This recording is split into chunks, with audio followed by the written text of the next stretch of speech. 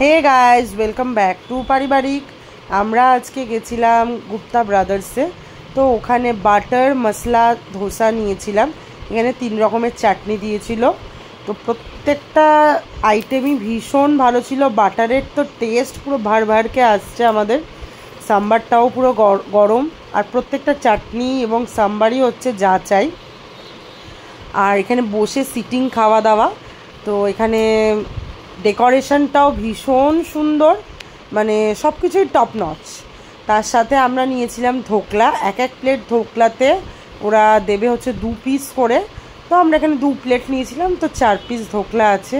আর ধোকলাটাও পুরো তুলোর মতন নরম। সেখানেও একটা টক চাটনি, একটা মানে ঝাল চাটনি, মানে টক মিষ্টি আর ঝাল সব কিছু মিলিয়ে যেন মুখে একটা সুন্দর আউটবার্স্ট হচ্ছে।